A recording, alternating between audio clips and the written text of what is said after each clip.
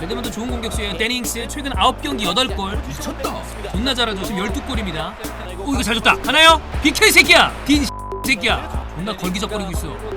데닝스다. 데닝스! 와! 데닝스! 야 데닝스 요즘 감이 좋아서 걸림이 넣습니다. 와. 데닝스이 소튼에 계속 있어야 돼. 10경기 안 9골. 돼. 리그 13골. 오 은돈벨레는 어지러운가요? 오 교체된다. 그 사타구니 쪽이 안 좋다는 이야기가 오늘 경기 전에도 그쪽 부상이 약간 있었으니까 또 빠지네. 가나요? 진짜 토트넘 경기 못 푼다. 네. 이럴 때 손흥민이 있으면 다르지. 그래. 이런 위치에서 이거 저 뭐야? 손흥민이 있어야 돼. 손흥민이 진짜 중요하다니까. 또! 걷어냈어요. 야 토트넘 정말 무기력한 전반전. 자, 사우스햄튼과 토트넘의 경기 1대0으로 소튼이 앞서고 있습니다. 근데 중요한 건 토트넘이 아무것도 못하고 있다는 게 문제인 것 같습니다. 토트넘 어떡하죠? 진짜 너무 안 좋은데? 손흥민이 3경기 결정하고 이게 마지막 이제 결정 경기잖아요. 네. 야, 왜 손흥민이 필요한지 알 수 있는 대목이었었고. 그러니까요. 뭐, 토트넘이 아예 공격 기회가 없었다 이건 아니지만 와, 이 장면에서 손흥민이 있었으면 무조건 골대 앞에 가서 슈팅했다. 달랐을 이 장면에 크죠? 있으면 예. 측면 털면서 크로스 올렸다. 이런 장면들이 서너 차례가 있었습니다. 그러니까 한쪽의 윙이 거의 죽었어요 지금. 그리고 양쪽 사이드백도 문제가 있고. 어. 자 일단 최근에 사우스햄튼이 살아나고 있습니다. 레스터한테 9대0으로 진 다음에 이거 너무나 안 좋은 시기가 있었는데 그 이후에 하센휘틀 감독이 직접 이제 어느 정도 좀 궤도에 올랐다라는 이야기를 할 정도로 최근에 살아나고 있고 거기에는 당연히 뭐 굉장히 좋은 레드먼드 같은 선수 있겠지만 역시 데닝스 최근에 9경기에서 8골 오늘 경기 골을 넣으면서 10경기 9골. 토비가 앞에 있었는데 부드럽게 볼을 잡기 전부터 어떤 식으로 볼 컨트롤을 하겠다라는 생각이 정리가 돼 있었고요. 툭 치고 나서 왼발로 아예 그냥 무너뜨려 놓고 토비가 확 미끄러져 나갔죠. 토비를 무너뜨려 놓고 왼발 슈팅 가볍게 왼발 슈팅을 하면서 득점에 성공을 했는데 왜 잉스의 감이 좋은지. 그러니까 후방에서 볼이 날라오고 트래핑 이후에 슈팅까지 물 흐르듯이 굉장히 부드럽게 마무리를 지으면서 득점에 성공을 했습니다. 네. 소튼 경기를 보시면 뭐 완벽하게 하센휘틀이 라이프치히 있을 때 쓰던 4-2-2까지는 아니지만 이 간격이 되게 좁아요. 그러니까 이 종적인 간격이 아니라 횡적인 간격이 좁으니까 어떻게 보면 토트넘 입장에서는 측면을 좀 이용할 법도 한데 좌우측에 있는 풀백이나 윙어들이 제대로 된 지금 선수가 오히려 손흥민 같은 케이스의 어떤 그 유형의 선수가 있었으면 이런 전술에서 측면을 공략하기 쉬웠을 텐데 그런 선수가 없기 때문에 별게 없고. 왜냐하면 소튼이 네. 후방 지역에서 토트넘이 길게 때리는 킥에 대한 공격을 자주 한다는 걸 알고 있습니다. 알고 있죠. 그러면서 라인 컨트롤을 굉장히 잘해요. 잘하고 있어요. 그러면서 라인도 약간 올리는 경향도 있거든요. 왜냐하면 중앙지에서 볼 들어왔을 때 압박을 했으니까 그것도 잘 풀려 나갔어요. 은돈벨레 나갔잖아요 지금. 그리고 중앙에서 풀어 나온 선수가 없으니까 킥을 한단 말이야. 그걸 어쨌든 유도를 해주고 있는데 공간이 뒤에 있는데 그 공간에 이영희 선수가 아까 말한 것처럼 손흥민이라는 선수가 없기 때문에 없는 거고 단순하게 긴 킥을 하니까 뒤쪽에 있는 힘 있는 소튼의 중앙 수비수들이 잘 막아내고 있고 특히나 중간중간에 킥을 하거나 패스했을 때 다 이선에서 잘리고 있습니다. 잘려요. 지금. 네. 그 토비의 롱킥 말고는 안 그래도 빌드업 상황이 안 나오는 빌드업을 할 수 있는 어떤 K의 이 상황이 안 나오는데 토비의 롱킥도 막히고 이제 다 아니까 그다음에 에릭센이 밑에 내려와서 공 배급을 하려고 내려왔는데도 예전 에릭센은 아니고 은돈벨레가 공을 직접 몰고 올라가는 스타일의 뭔가를 하려고 해도 조금 통하는 것 같다 부상으로 빠지면서 로셀소가 들어오면서 그것도 안 되고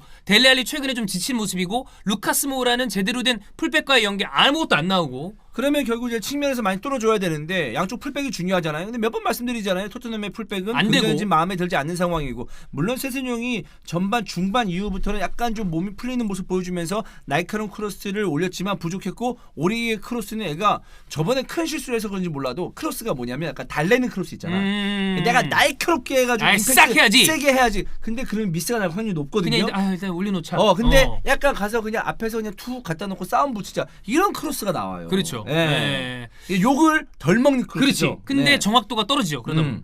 그의 반면에 소튼의 공격수들 레드먼드, 데닝스. 그러니까 레드먼드는 원래도 되게 좋은 공격수였는데 전방 쪽에 배치를 하면서 측면 그다음에 최전방 그 어딘가에서 활동하는 그런 좋은 윙포드 역할을 해주고 있고 워드 프라우즈 같은 선수는 뒤에서 킥으로 빌드업이 다 가능한 선수고 호이비어 같은 선수는 또 역시 큰 신장과 나름의 이 장악력을 가지고 있는 선수니까 뭐 스탯상으로 점유율, 패스 횟수는 토트넘이 많을지 모르겠지만 경기의 그 실질적인 주도권은 소튼이 가지고 있었다. 그렇죠. 네. 네.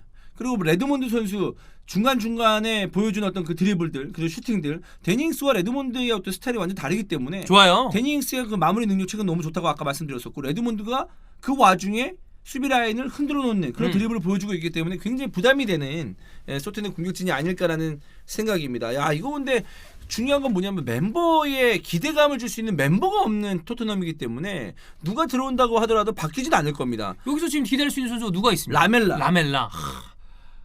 뭐 이런 상황에서 라멜라라도 적극적으로 그러니까 이게 무리뉴 감독은 큰 틀 알을 짜놓고서 교체 투입을 통해서 원포인트로 뭔가 상대방을 잡아내는 이런 스타일의 감독이지 세부적인 전술을 막 짜놓고 거기서 뭔가를 해놓기에는 이제 그런 느낌의 감독이 아닌데 지금 스쿼드의 퀄리티가 떨어지다 보니까 무리뉴가 할 수 있는 게 뭔가 좀 없다. 제한된 느낌이 굉장히 들죠. 제한적이다. 후반전에 토트넘의 변화 어떻게 대응할지 한번 지켜보도록 하겠습니다. 와 이건 너무 좋은데 핸드볼 안 불어요 위에 바르 아 이거는 손이 높은데 디스는 노 페널티야 노 핸드볼이래요. 이거는 불었어도 별로 할 말이 없지. 네, 이렇게 올라가 있는데 알려줘야지. 아, 이 패스 느렸어. 뭐야? 와, 모우라 패스 진짜 써. 이거는 패스를 더 빠르게 잘 줬어야지 타이밍. 진짜 개만. 아! 근데 진짜 너무 못한다. 있다. 이런 거야. 옵사이드. 이렇게 올라왔다. 됐다. 와 진짜 됐다. 아.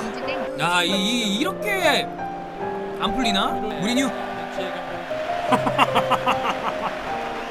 소튼 쪽에 가서 뭐 했어? 뭐 하냐 무리뉴. 저런 건 좀 하지 마라. 마지막이다. 아이고 쟤 뭐냐. 젤리알이 골대 찼어. 자, 소튼 대 토트넘 경기 후반전에 아무 일도 일어나지 않고 1대0 그대로 끝났습니다. 아니 일이 일어났죠. 무슨 일이죠? 케인이 부상. 일이 일어났어. 큰 일이 일어났습니다. 케인이 땡겼어. 슈팅하다가 부상을 당한 것 같아요. 햄스트링 부상인데 적어도 3주거든요. 뭐 케인의 회복력이 빠르다고 하더라도 2주일 거예요. 그렇기 때문에 또다시 문제점이 생기는데 그나마 다행인 것은 그 다음 경기 손흥민이 나온다는 건데 중요한 건 뭐냐면 우리가 시즌 초반에 항상 얘기했던 거 정말 중요할 때 화력을 계속적으로 강조해도 부족할 판에 서브 스트라이커가 없기 때문에 역시 전방에서의 무게감은 떨어질 수밖에 없습니다. 네.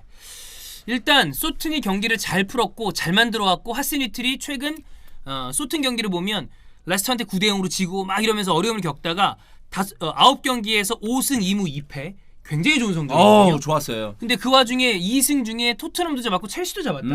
이거는 하스니틀의 어떤 자기의 전술이 팀에 좀씩 녹아들고 있다는 거를 보여주는 부분이라고 할 수 있겠고요. 경기가 4-2-2의 느낌의 4-4-2였는데 원하는 타이밍에 딱딱 교체를 했습니다. 처음 교체 볼까요? 제네포를 셰인롱으로 바꿨다. 자, 제네포를 바꾸면서 셰인롱을 넣었다는 건 셰인롱은 뒤로 돌아 들어가는 움직임이 좋은 건데 레드먼드 같은 윙포드, 윙 다 가능한 선수를 뒤로 빼면서 조금 더 그러니까 토트넘이 지고 있으니까 앞쪽으로 몰아붙일 수 있을 때 뒷공간을 뒤통수로 딱 치겠다. 그 쓴 다음에 데닝스 전형적인 스트라이커를 빼고 또 뒷공간을 팔 수 있는 오바페미를 넣었다. 그러니까 지속적으로 원하는 교체.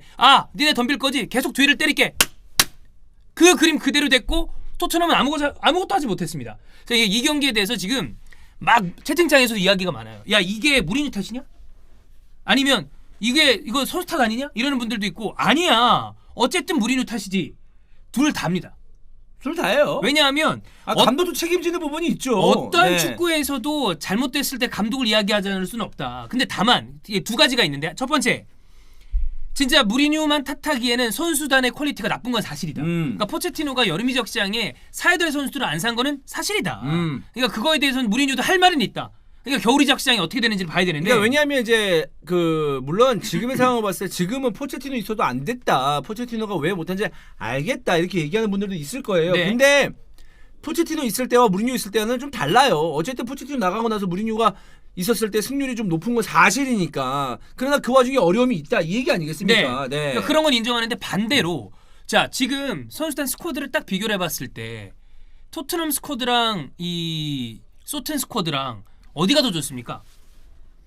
토트넘이 좋죠. 근데 소튼 훨씬 더 완성도 있는 축구 했잖아요. 그렇죠. 그러니까 무리뉴가 다만 정말 어떤 클럽에 가도 다 잘하다가 토트넘에 와서 딱 보면 야 이거는 진짜 안 돼. 이게 문제가 아니라 맨유 때도 말년 가서는 또 미드필더 생략되고 그러면서 경기력 안 좋아졌던 게 똑같이 반복이기 때문에 그래서 무리뉴가 처음 부임했을 때 사람들이 모른다 무리뉴. 이거 결국에는 전술적으로 이제는 세부 전술 선수단 퀄리티가 좀 떨어지더라도 거기서 세부 전술을 통해서 결과를 만들어내는 감독이 이제는 아니다라고 얘기했던 분들이 있는데 그 이야기도 일부 틀린 것이 아니다. 왜냐하면 게임에서 뭔가 운이 안 좋았다 이런 얘기보다는 계속적으로 토트넘이 강조했었던 그런 자주 썼던 전술이 오늘 경기에서도 나왔었는데 그거에 대해서는 하시엘트 감독이 잘 대비를 했었죠. 네, 그러니까 여기서 약간 변화를 줄 수 있는 토트넘의 모습을 기대했지만 아까 말한 대로 지금 방금 말한 대로 멤버의 어떤 그 퀄리티도 있고 그 와중에 무리뉴 감독의 획기적인 전술이 또 나왔느냐 이게 아니기 때문에 답답하다는 거죠 지금. 네, 그러니까 이거는 지금 상황에서는 무리뉴도 변명의 여지가 있습니다만 반대로 이제는 무리뉴에게 조금 나쁜 스쿼드를 가지고 새로운 딱 전술 이거를 가지고 이렇게 만들어 간다 이런 느낌을 기대하기도 어렵다. 네, 그 와중에 해리케인이 부상을 당했고요. 이거 너무 크고요. 중요한 건 해리케인 득점뿐만 아니라 결과적으로 지금 만약에 무리뉴 감독이 이런 전술을 계속 썼을 때 후방에서 전방을 넣어주는 킥의 횟수가 굉장히 많잖아요. 그럼 역시 해리케인이 싸워줄 거란 말이야. 해리케인이 키핑을 하든 해리케인이 떨구든 어쨌든 공간 쪽으로 볼이 떨어져 나갔을 때 그런 속도감 있게 누가 쫓아가느냐. 손흥민이 쫓아가야 되는데 이제는 전방에서 힘을 보여줄 선수가 없다. 지난 시즌 이맘때쯤에 해가지고 해리케인이 나갔었거든요. 맞아. 그러면서 것 같아. 아시아컵 끝나고 네. 그러니까 뭐 한 2, 3주 뒤지만 어쨌든 1월에 해리케인이 부상을 나갔었는데 그때는 토트넘의 성적이 좋았어요. 왜? 유렌테가 있었거든요. 손흥민과 유렌테가 훨씬 더 오히려 좋은 궁합을 보여줬었죠. 그렇죠. 그러면서 연승을 했었는데 이거 토트넘 많이 답답해지겠는데요. 결국 믿을 거 손흥민이다. 손흥민이랑 이제 네. 아마 모우라 이런 식으로 포워드를 구성을 할 것 같은데 자 어쨌든 무리뉴가 부임하면서 감독 교체 효과는 분명히 봤습니다. 근데 최근 기록 볼게요. 최근 6경기에서 2승 1무 3패. 그리고 경기 내용을 이야기한다면 그보다 더 안 좋습니다. 그렇지. 사실. 근데 경기 내용 그렇다 쳐. 원래 무리뉴는 경기 내용보다는 결과를 보는 감독이니까. 그런데 어쨌든 6경기 3패. 이거를 감안하면 지금은 결과도 보장받지 못하고 있다. 이렇게 되면 겨울 이적 시장의 대대적인 스쿼드 변화가 어느 정도 될지 모르겠습니다만 무리는 그걸 기대를 해봐야 되고 그 이후에 원하는 선수가 좀 수급이 됐는데도 성적이 쭉 안 나온다? 이러면 역시 비판의 어떤 화살은 또 무리뉴한테 갈 수밖에 없다. 네. 그렇습니다. 답답했습니다. 또 마지막에 오리의 크로스 보셨죠? 네. 야, 문제입니다, 문제. 네.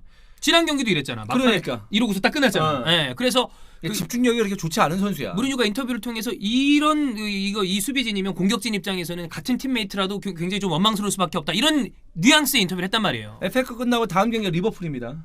네, 중요한 경기 때 손흥민이 나오는데 그때 한번 집중해서 한번 보도록 하겠습니다. 이 위기를 어떻게 타개해 나갈지. 만약에 리버풀 잡아내면 다시 또 평가. 역시 무리뉴구나.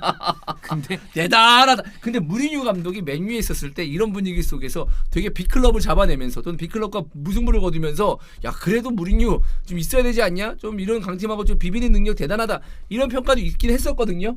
한번 보죠. 네, 여러모로 좀 볼만한 경기가 되지 않을까라는 생각입니다. 리뷰 여기서 마치겠습니다.